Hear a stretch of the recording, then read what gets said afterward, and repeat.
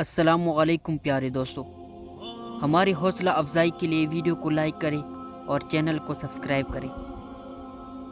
اگر نیک اور مخلص بننا چاہتے ہو تو شبنم کی قطرے کی طرح شفاف ہو جاؤ۔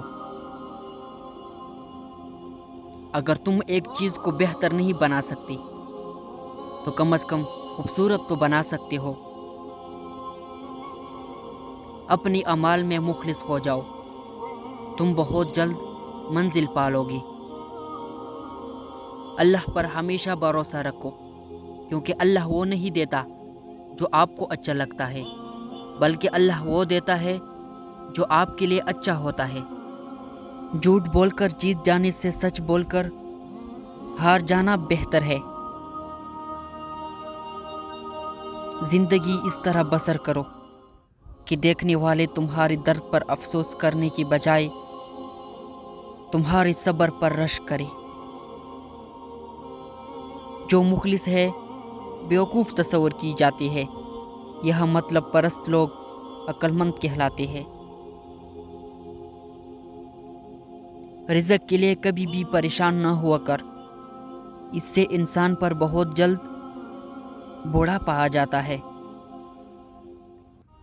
کم ظرف انسان ہمیشہ آپ کے کردار پر وار کرتا ہے۔ اپنی بے عزتی کا جواب اتنی عزت سے دے کہ سامنے والا شرمندہ ہو جائے۔ اللہ کی راہ بظاہر کانٹوں سے بری ہے، مگر در حقیقت اطمینان اور سکون کی دولت سے بری پڑی ہے۔ عورتوں کو حقوق اور اچھی صحت مہیا کرنے سے دنیا کی بڑھتی ہوئی آبادی کو کم کیا جا سکتا ہے۔ کینسر سے کہیں زیادہ لوگ ملیریا کی بیماری سے مر رہے ہیں۔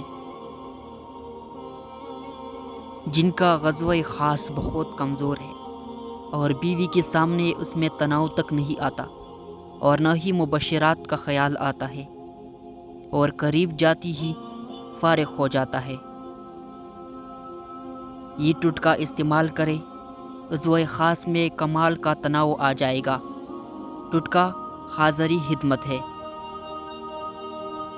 گندک املہ 50 گرام، داتور آسیا 20 گرام، اجوائن خراسانی 20 گرام، اکر کرہا 10 گرام۔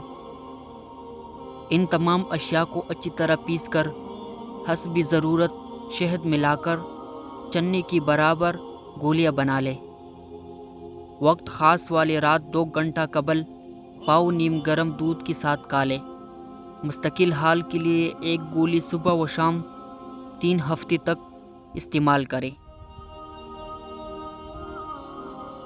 وقت بہت ظالم ہے، تجربہ دے کر معصومیت چھین لیتا ہے۔ لوگ تم سے چاہے جو بھی چیز چھین لے، پر تمہارا مقدر نہیں چھین سکتا۔ عقل مند اپنے فیصلے خود کرتا ہے، جاہل عوام کی رائے پر عمل کرتا ہے۔